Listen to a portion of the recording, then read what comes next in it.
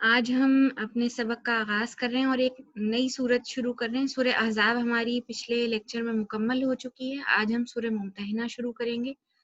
سورہ ممتحنہ مدنی سورت ہے اور میں اس کا تعارف بھی آج آپ کو تھوڑا سا بتاؤں گی۔ آپ کے پاس اگر پینسل کاپی نہیں ہے، جن بچوں کے پاس، وہ اپنی پینسل اور کاپی جو ہے وہ اپنے پاس رکھیں تاکہ اس کے جو اہم پوائنٹس ہیں وہ نوٹ ڈاؤن کر لیں۔ اچھا جی، سورہ ممتحنہ جو ہے، اس کا ممتحنہ کا مطلب ہے امتحان لینے والی، اور اس سورت کا شان نزول کچھ اس طرح سے ہے۔ شان نزول کہتے ہیں کہ یہ کس پس منظر میں سورت نازل ہوئی۔ تو اس کا شان نزول یہ ہے کہ آپ صلی اللہ علیہ وآلہ وسلم نے مکہ فتح کرنے کا ارادہ فرمایا تھا، لیکن آپ یہ چاہتے تھے کہ یہ خبر کسی طرح بھی اہل مکہ کو نہ ملے، اور اس کی بہت سی وجوہات تھیں، وہ وجوہات میں آپ کو بعد میں بتاتی ہوں۔ اور آپ صلی اللہ علیہ وآلہ وسلم نے تمام صحابہ کرام کو حکم دیا تھا کہ مکہ پر حملہ کرنے کی تیاری کی جائے۔ حملہ اس نوعیت میں یا اس نیت سے کیا جائے کہ ہم مکہ جو ہے وہ فتح کر لیں، اور آپ کا آبائی جو وطن تھا وہ بھی مکہ تھا، اور اللہ کا حکم بھی یہی تھا۔ چنانچہ آپ صلی اللہ علیہ وآلہ وسلم نے اور صحابہ کرام نے اس کی خفیہ تیاری شروع کر دی تھی۔ ایک صحابی تھے، ان کا نام تھا حاطب بن ابی بلتہ۔ وہ صحابی جو تھے وہ مدینہ میں رہتے تھے، لیکن ان کے اہل و عیال مکہ میں رہتے تھے۔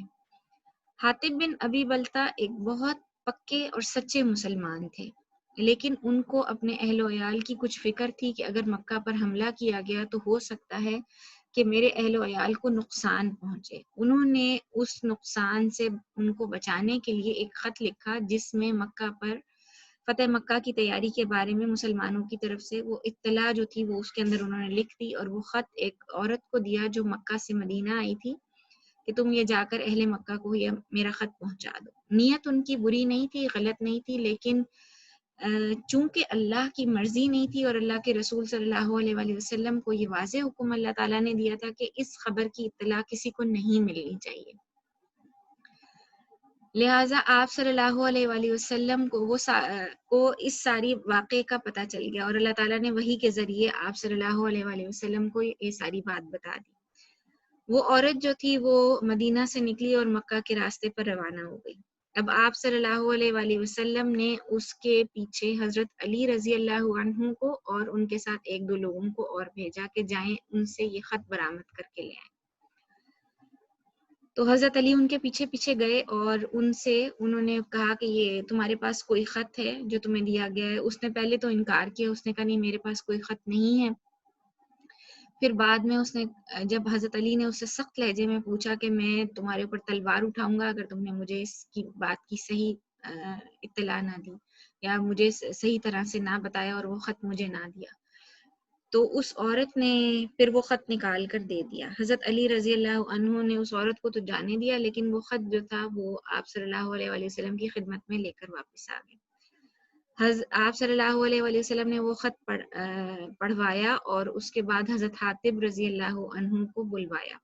جب حضرت حاطب بن ابی بلتہ آئے نبی صلی اللہ علیہ وآلہ وسلم کی خدمت میں، تو انہوں نے کہا یا رسول اللہ، کوئی بھی فیصلہ کرنے سے پہلے میں اپنی صفائی میں کچھ کہنا چاہتا ہوں۔ تو آپ صلی اللہ علیہ وآلہ وسلم نے فرمایا ہاں کہو، کیا بات ہے؟ تو انہوں نے کہا یا رسول اللہ، میری کوئی غلط نیت اور ارادہ نہیں تھا، اور میرا مقصد صرف یہ تھا کہ میں اپنے اہل و عیال کو کوئی نقصان نہ پہنچے۔ اس مقصد سے میں نے اپنے اہل و عیال کو بچانے کے لیے اہل مکہ کو وہ خط لکھ کر بھیجا تھا۔ تو آپ صلی اللہ علیہ وآلہ وسلم نے ان کی یہ معذرت قبول کر لی اور ان کو چھوڑ دیا۔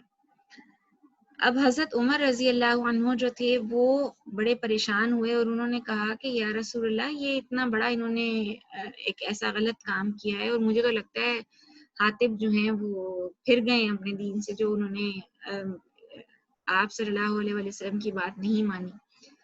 تو آپ صلی اللہ علیہ وآلہ وسلم نے فرمایا نہیں عمر، یہ بہت پکے مسلمان ہیں اور اہل بدر میں سے ہیں، یعنی جو لوگ غزوہ بدر میں شریک ہوئے تھے تو ان کے بارے میں اللہ تعالیٰ نے یہ فرمایا تھا کہ ان کے اگلے اور پچھلے تمام گناہ اللہ نے معاف کر دیے۔ ان کو ایک طرح سے نا جنت کی خوشخبری کا دنیا میں ہی ان کو سرٹیفکیٹ جو تھا وہ مل گیا تھا۔ تو اب حضرت عمر رضی اللہ عنہ کے کہے کے باوجود آپ صلی اللہ علیہ وآلہ وسلم نے فرمایا نہیں، ان کو اللہ تعالیٰ نے معاف کر دیا اور ان کو چھوڑ دیا۔ تو یہ شروع میں جو آیات ابھی میں آپ کے سامنے پڑھوں گی نا، یہ اصل میں ان آیات کا یہ پس منظر ہے کہ یہ اللہ تعالیٰ ہم مومنین کو کیسے تاکید فرما رہے ہیں اور کیا کیا وضاحت دیتے جا رہے ہیں کہ تم نے کیسا رویہ اختیار کرنا ہے جو تمہارے اسلام دشمن لوگ ہیں اور اسلام دشمنی رکھتے ہیں۔ وہ آیت ہم ایک ایک کر کے پڑھیں گے اور میں اس کی وضاحت آپ کو انشاءاللہ دیتی جاؤں گی۔ آپ لوگوں کو میں ابھی بھی یہ کہہ رہی ہوں، جن کے پاس پینسل کاپی نہیں ہے بیٹے، وہ اپنے پاس نوٹ بک اور پینسل یا پین رکھ لیں تاکہ ان کو کوئی پریشانی نہ ہو اور اہم پوائنٹس وہ نوٹ کرتے جائیں۔ اعوذ باللہ من الشیطان الرجیم، بسم اللہ الرحمن الرحیم۔ یا ایہا الذین آمنوا لا تتخذوا عدوی وعدوکم اولیاء تلقون الیہم بالمودۃ وقد کفروا بما جاءکم من الحق۔ مومنو، اگر تم میری راہ میں لڑنے اور میری خوشنودی طلب کرنے کے لیے مکے سے نکلے ہو تو میرے اور اپنے دشمنوں کو دوست مت بناؤ۔ تم تو ان کو دوستی کے پیغام بھیجتے ہو اور وہ دین حق سے جو تمہارے پاس آیا ہے منکر ہیں، اور اس باعث سے کہ تم اپنے پروردگار خدائے تعالیٰ پر ایمان لائے ہو، پیغمبر کو اور تم کو جلا وطن کرتے ہیں۔ ابھی یہاں تک کی بات ہم کرتے ہیں اور اس کی میں وضاحت آپ کو دیتی ہوں۔ یہیں پر اللہ تعالیٰ نے نام نہیں لیا ان صحابی کا، لیکن ایک عمومی بات کر کے یہ بات سمجھا دی کہ تم میری راہ میں لڑنے کے لیے نکلے ہو، جہاد کرنے کے لیے نکلے ہو، اور اس سے تمہارا مقصود صرف اور صرف میری خوشنودی طلب کرنا ہے، تو تمہیں میرے اور اپنے دشمنوں کو دوست نہیں بنانا چاہیے۔ اللہ نے اپنے دشمن اور مسلمانوں کے دشمن کن کو کہا ہے؟ کفار کو کہا ہے، کیونکہ وہ دلوں میں مسلمانوں کے لیے بہت زیادہ بغض، حسد اور دشمنی رکھتے ہیں، اور ان کو یعنی کفار ایسے لوگ ہیں، مسلمان جتنا مرضی ان کے ساتھ اس نے سلوک کر لیں، لیکن ان کا ایک انداز یہ ہے کہ وہ ہمیشہ مسلمانوں کو نقصان پہنچانے کی کوشش کرتے ہیں۔ ان کے دلوں میں اتنا حسد بھرا ہوا ہے کہ وہ حسد ان کا نکلتا ہی نہیں ہے۔ وہ اس حسد اور اس اسلام دشمنی میں، اس کفر میں وہ اتنے آگے بڑھ جاتے ہیں، وہ کوئی موقع ہاتھ سے نہیں جانے دیتے نقصان پہنچانے کا۔ اور دوسرا سبب یہ بتایا اللہ تعالیٰ نے کہ تم تو ان کے دوستی کے پیغام بھیجتے ہو اور وہ تمہارے ہی دین سے منکر ہیں۔ جب وہ اللہ کا ہی انکار کر رہے ہیں، اللہ کے پیغام کا انکار کر رہے ہیں، اللہ کے نبی کا انکار کر رہے ہیں، تو وہ تمہاری بات کیسے مان لیں گے؟ اگر بالفرض انہوں نے زبانی کلامی تمہاری بات مان بھی لی تو وہ دل سے کبھی بھی اس بات کو قبول نہیں کریں گے اور تمہاری ہی بات کو پکڑ کر تمہیں ہی الٹا نقصان پہنچانے کی کوشش کریں گے۔ پھر آگے اللہ تعالیٰ نے تیسری وجہ بتائی، اور اس باعث سے بھی کہ تم اپنے پروردگار خدائے تعالیٰ پر ایمان لائے ہو، پیغمبر کو اور تم کو جلا وطن کرتے ہیں۔ انہوں نے تم پر زندگی کا دائرہ اتنا تنگ کر دیا مکہ کے اندر، اور پیارے نبی حضرت محمد صلی اللہ علیہ وآلہ وسلم کو اور ان کے صحابہ کرام کو اور ان کے ساتھیوں کو اتنی تکلیف پہنچائی اور اتنا ان کو اذیت دی، ذہنی بھی جسمانی بھی، اور ان کو وطن اتنا مجبور کر دیا کہ وہ اپنا گھر بار چھوڑ کر ہجرت کرنے پر مجبور ہو گئے۔ تو پھر تم کیسے ان کو کر سکتے ہو؟ ان کے اوپر کیسے بھروسہ کر سکتے ہو؟ کیسے اعتماد کر سکتے ہو؟ تم ان کی طرف پوشیدہ پوشیدہ دوستی کے پیغام بھیجتے ہو، اور جو کچھ تم مخفی طور پر جو علل اعلان کرتے ہو وہ مجھے معلوم ہے۔ اللہ تعالیٰ یہ فرما رہے ہیں کہ تم نے چھپ کر ان کو دوستی کے پیغام بھیجے کہ شاید وہ تمہارے اہل و عیال کو بچا لیں گے، لیکن ایسا ممکن نہ ہوا، بلکہ انہوں نے ان کو اگر وہ اطلاع مل بھی جاتی تو وہ تمہیں کوئی فائدہ نہ پہنچاتے، اور جو کچھ تم چھپا کر کرتے ہو اور جو اللہ اعلان کرتے ہو، بتا کر کرتے ہو، وہ سب اللہ کو معلوم ہے۔ اب یہ اتنے خفیہ طریقے سے حضرت حاطب بن ابی بلتہ نے خط دیا تھا، اتنی خاموشی سے اس عورت کو، لیکن اللہ تعالیٰ نے ان کا یہ راز ظاہر کرنا تھا، اور ان کا یہ راز جو تھا وہ اللہ کے رسول صلی اللہ علیہ وآلہ وسلم پر ظاہر فرما دیا اور بتا بھی دیا۔ اس کے بعد اللہ تعالیٰ نے یہ فرمایا کہ جو کوئی تم میں سے ایسا کرے گا وہ سیدھے رستے سے بھٹک گیا۔ اب جو عمل تم نے کیا ہے اصل میں وہ عمل گمراہی کا عمل ہے۔ ایک تو تم نے خفیہ طور پر ایک بہت بڑے اصول کو توڑا کہ آپ صلی اللہ علیہ وآلہ وسلم کی مرضی اور آپ کو اطلاع دیے بغیر اتنا بڑا کام کیا، جبکہ اللہ تعالیٰ کا مقصود یہ نہیں تھا۔ دوسری بات یہ کہ اللہ کے نبی کے کسی بھی حکم کا انکار کیا تو وہ سیدھے راستے سے بھٹک گیا اور گمراہی کے راستے. اب وہ چاہے اپنے اونرشپ پہ اپنے اون پہ کوئی بھی کام کر لے وہ گمراہ ہی ہوگا، مطلب اس کو سیدھا راستہ نہیں ملے گا اور اس کا نقصان ہوگا فائدے کے بجائے. اور تیسری وجہ یہ ہے کہ اللہ تعالیٰ ہرگز یہ نہیں چاہتے تھے کہ اس بات کی اطلاع جو ہے وہ اہل مکہ کو ملے. کیوں؟ یہ جو فتح مکہ پر مطلب مکہ پر حملہ کرنے کا جو منصوبہ بنایا تھا نبی صلی اللہ علیہ وآلہ وسلم نے، یا جو اس کی تیاری کی تھی، اس میں بہت سی حکمتیں پوشیدہ تھیں. اور وہ حکمتیں یہ تھیں کہ بہت سے لوگ مکہ کے اندر ایسے موجود تھے جو مسلمان ہو چکے تھے لیکن انہوں نے اپنا اسلام ظاہر نہیں کیا تھا، اور اس کی وجہ یہ تھی کہ تاکہ اہل مکہ ان کو اذیتیں اور تکلیفیں نہ پہنچائیں. اور اگر اس کی اطلاع اہل مکہ کو ہو جاتی تو یقیناً وہ اپنے دفاع کے لیے کوشش کرتے، اور اس دفاعی کارگزاری میں ہو سکتا ہے کہ ان مسلمانوں کو نقصان پہنچ جاتا جنہوں نے اپنا اسلام ظاہر نہیں کیا تھا، ان لوگوں کو نقصان پہنچ جاتا اور پھر ایک خون خرابہ ہوتا. اللہ تعالیٰ نے اس خون خرابے سے بچانے کے لیے کہ خون بالکل نہ بہے اور ان لوگوں کو کوئی غضب نہ پہنچے جو اندر سے اسلام قبول کر چکے ہیں، مسلمان ہو چکے ہیں، لیکن انہوں نے اپنا دین اپنے آپ کو ایز اے مسلم ڈکلیئر نہیں کیا، تو ہو سکتا ہے نادانی میں اور ناواقفیت میں ان کو زیادہ نقصان پہنچ جائے.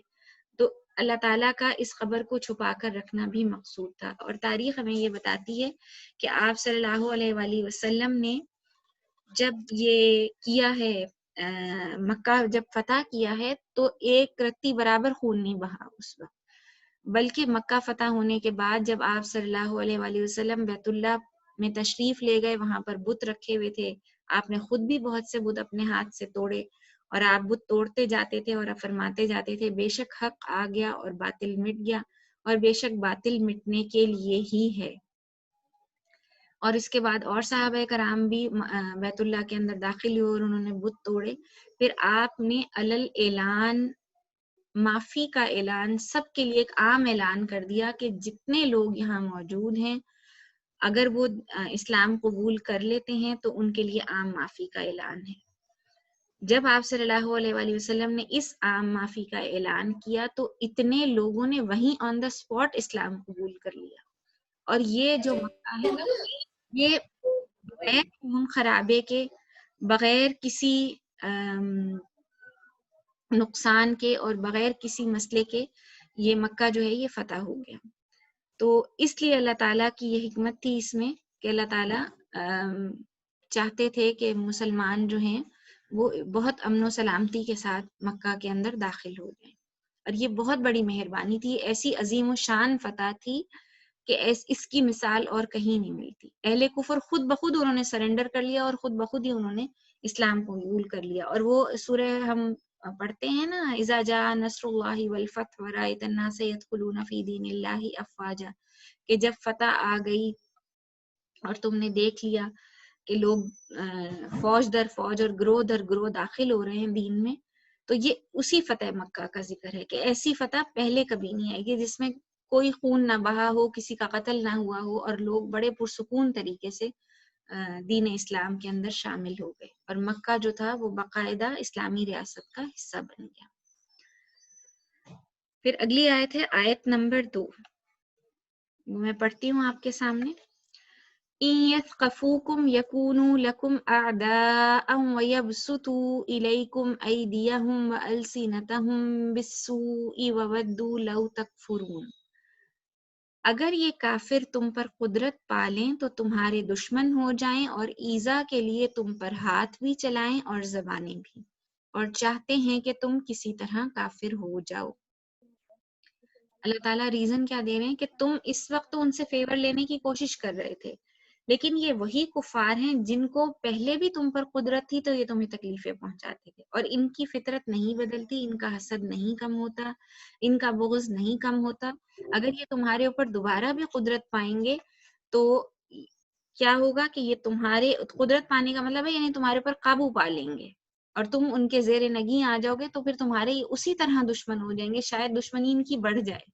اور ایذا کے لیے یعنی تکلیف دینے کے لیے تم پر اپنے ہاتھ بھی چلائیں گے، یعنی جسمانی تکلیف بھی دیں گے، اور زبانیں بھی، اور زبان سے بھی تمہیں تکلیف پہنچائیں گے، اور کیا چاہتے ہیں، ان کا مقصد صرف ایک ہی ہے کہ تم کسی طرح کفر پر واپس لوٹ آؤ۔ اور اللہ تعالیٰ یہ نہیں چاہتا کہ تم تو ان کے آگے جھکتے رہو اور وہ اس جھکاؤ کو تمہاری مجبوری سمجھ کر تم سے جو ہے وہ اپنے بدلے نکالے۔ اللہ تعالیٰ یہ فرماتا ہے کہ ٹھیک ہے، اللہ تعالیٰ نے جو ہمیں دین دیا ہے اسلام، وہ امن پسند دین ہے، ہاں، اور بلا وجہ کسی پر ہاتھ اٹھانے کی یا اس کو تکلیف دینے کی بالکل تعلیم نہیں دیتا ہمارا دین۔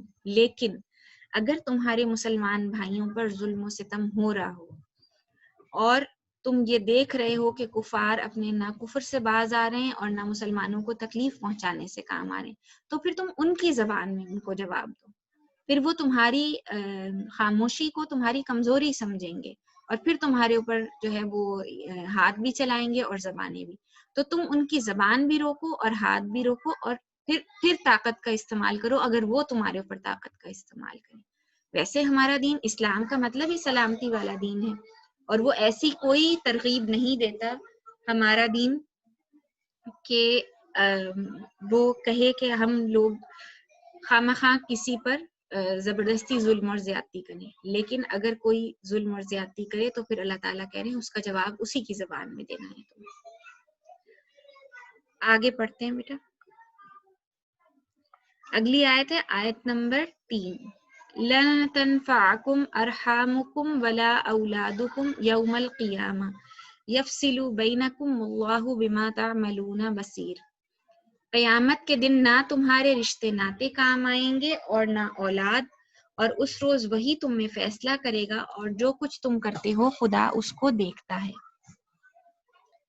اس آیت کے اندر اللہ تعالیٰ جو ہیں وہ یہ سمجھا رہے ہیں کہ جن رشتے ناتوں کے لیے اور جس اولاد کے لیے تم نے یہ قدم اٹھایا تھا، اصل میں ہر آیت کا پس منظر نا پچھلی ہی آیت سے اس کا لنک بنتا ہے، پچھلی آیت کے ساتھ اس کا لنک بنتا ہے۔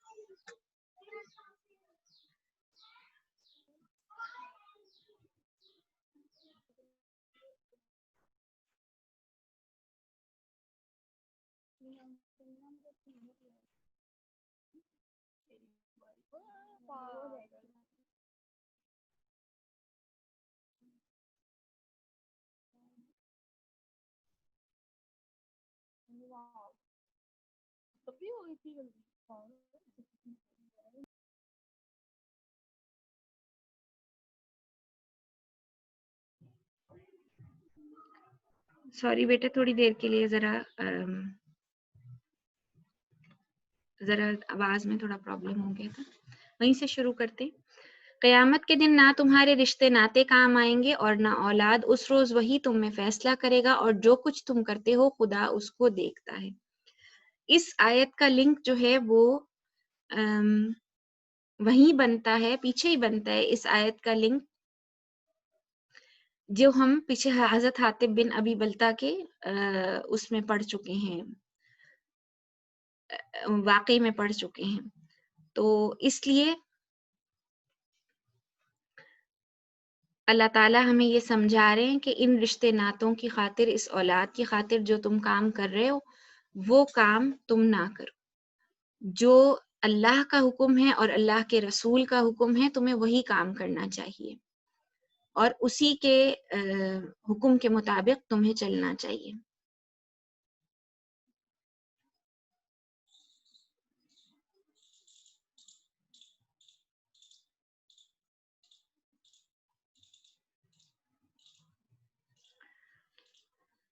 اچھا جی، آگے چلتے ہیں بیٹا۔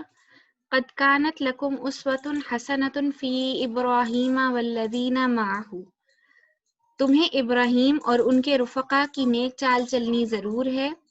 اذ قالوا لقومہم انا براء منکم ومما تعبدون من دون اللہ، جب انہوں نے اپنی قوم کے لوگوں سے کہا کہ ہم تم سے اور ان بتوں سے جن کو تم خدا کے سوا پوچھتے ہو بے تعلق ہیں۔ کفرنا بکم وبدا بیننا وبینکم العداوۃ والبغضاء ابدا حتی تؤمنوا باللہ وحدہ الا قول ابراہیم لابیہ لاستغفرن۔ کیا کہا تھا انہوں نے، حضرت ابراہیم علیہ السلام نے ان کے رفقا یعنی ان کے ساتھی، رفیق کی جمع رفقا ہے، جب انہوں نے اپنی قوم کے لوگوں سے کہا کہ ہم تم سے اور ان بتوں سے جن کو تم خدا کے سوا پوجتے ہو بے تعلق ہیں اور تمہارے معبودوں کے کبھی قائل نہیں ہو سکتے، اور جب تک تم خدائے واحد پر ایمان نہ لاؤ ہم میں تم میں ہمیشہ کھلم کھلی عداوت اور دشمنی رہے گی۔ ہاں ابراہیم نے اپنے باپ سے یہ ضرور کہا کہ میں آپ کے لیے مغفرت مانگوں گا۔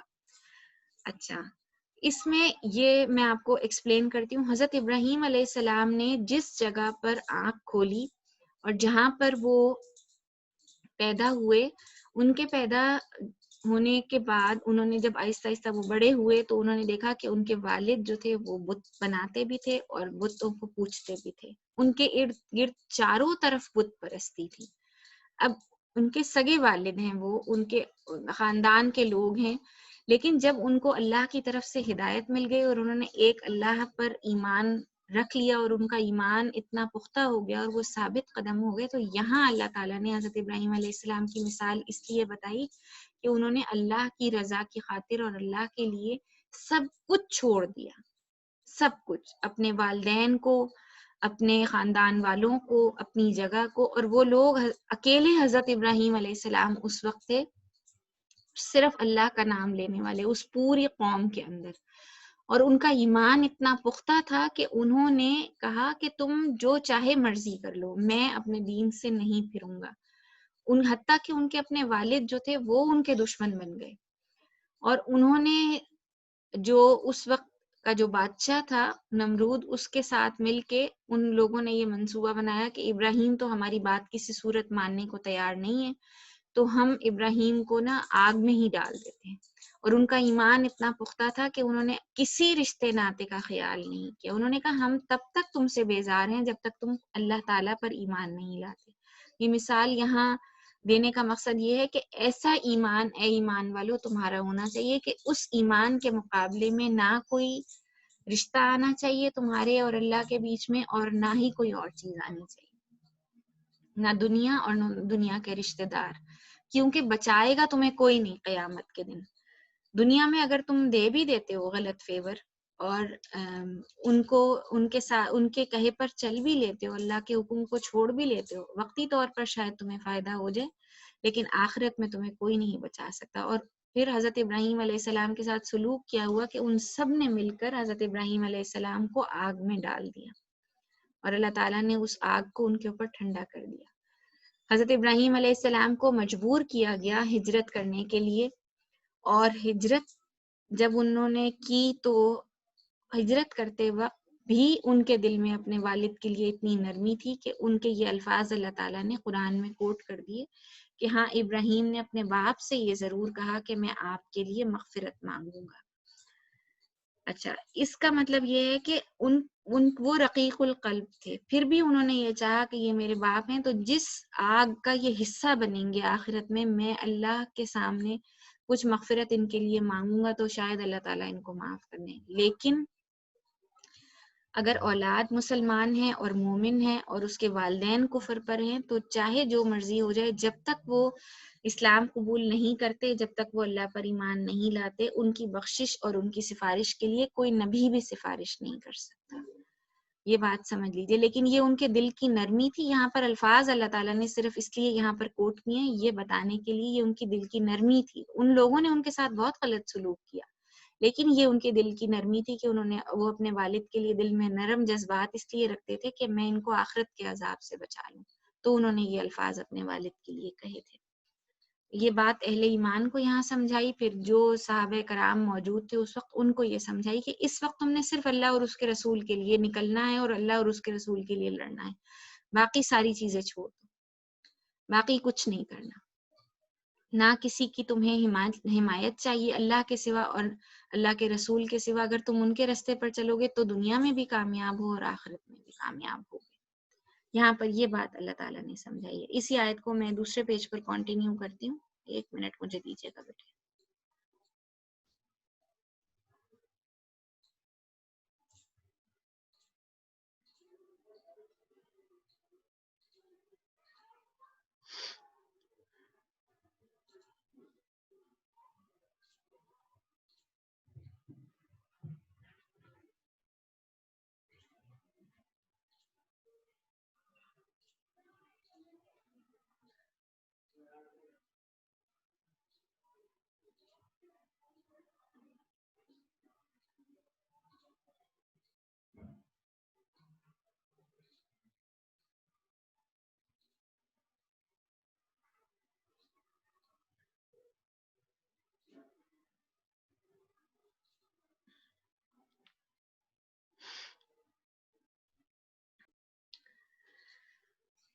اور میں خدا کے سامنے آپ کے بارے میں کسی چیز کا کچھ اختیار نہیں رکھتا۔ اے ہمارے پروردگار، تجھ ہی پر ہمارا بھروسہ ہے، ہم تیری ہی طرف رجوع کرتے ہیں اور تیرے ہی حضور میں ہمیں لوٹ جانا ہے۔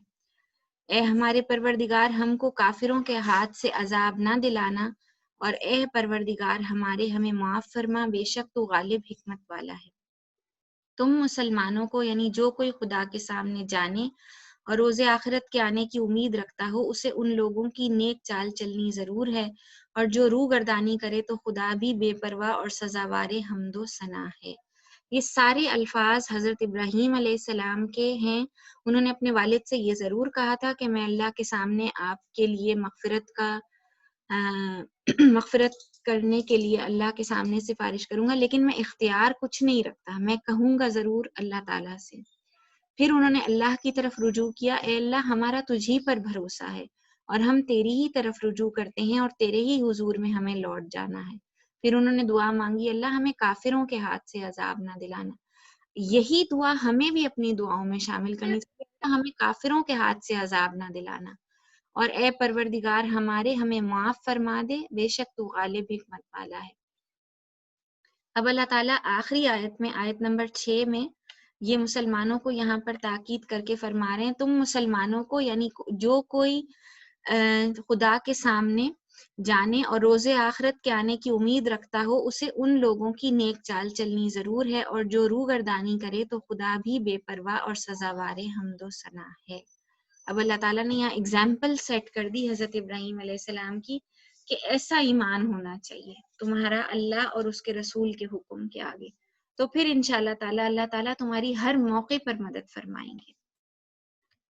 اور یہ ایمان، یہ نا سمجھنے والی بات ہے بیٹے، کہ ہم بے شک آپ ابھی چھوٹے ہیں بچے، لیکن پھر بھی یہ بات، ان باتوں کو ایبزارب کریں اپنے اندر اور جذب کریں، اور ان کو رول ماڈل بنانا ہے، ان انبیاء کرام کی زندگی کو، اور قرآن کے اندر موجود ان کے بارے میں جو باتیں بیان کی گئی ہیں ان کو ہم نے اپنے اندر ایبزارب کر کے اپنی زندگی کا حصہ بنانا ہے، تو پھر انشاءاللہ ہم دنیا اور آخرت دونوں میں کامیاب ہیں۔ اب میں آپ کے سامنے ورڈز میننگ پڑھتی ہوں۔ تلقونا، تم ڈالتے ہو، تسرونا، تم چھپاتے ہو، ان یثقفوکم، اگر وہ تم پر قابو پا جائیں، براء، بیزار، یہ 4 الفاظ ہیں اور ان کے معنی ہیں، یہ آپ نے اپنے رجسٹرز پر لکھنے ہیں۔ پھر یہ سوالات ہیں، ان کے آنسرز بھی آپ نے اپنے رجسٹرز پر لکھنے ہیں۔ پہلا سوال ہے، قرآن حکیم کی ان آیات کی روشنی میں اہل ایمان کا اسلام دشمن کافروں کے ساتھ کیا رویہ ہونا چاہیے؟ وہ آپ کے اس میں ٹیکسٹ کے اندر مینشن ہے، اور آپ نے وہیں سے اس کا آنسر دیکھنا ہے۔ اور میں کوشش کروں گی کہ میں ان کے سالوڈ آنسر نا گروپ میں آپ کو شیئر کر دوں۔ پھر اس کا کوشچن نمبر 2 ہے کہ دشمنان حق کی کن باتوں کے سبب انہیں دوست اور رازداں بنانے سے منع کیا گیا ہے؟ یہ اصل میں ان دونوں کے جوابات نا ملتے جلتے ہیں، تو آپ آنسر ان دونوں کا تقریباً ملتا جلتا ہوگا، تو آپ نے بہت دھیان توجہ سے ہیڈنگز کے ساتھ ان کا جو ہے نا وہ سوالات اور ان کے جوابات لکھنے ہیں۔ پھر تیسرا سوال ہے، جب اہل کفر مسلمانوں پر غلبہ پا لیتے ہیں تو ان کا اہل ایمان کے ساتھ کیا سلوک ہوتا ہے؟ پھر چوتھا سوال ہے، حضرت ابراہیم علیہ السلام کے کس اسوہ حسنہ کی پیروی کا حکم دیا گیا؟ یعنی حضرت ابراہیم علیہ السلام کی مثال دیکھیں ہمیں کیا بات سمجھائی گئی ہے۔ یہاں پر ہمارا جو لیکچر ہے آج کا لیسن وہ ختم ہوتا ہے۔ اب میں جن بچوں نے کوسچن کرنے ہیں تو وہ لوگ کر لیں، میں ان کو انمیوٹ کر دیتی ہوں۔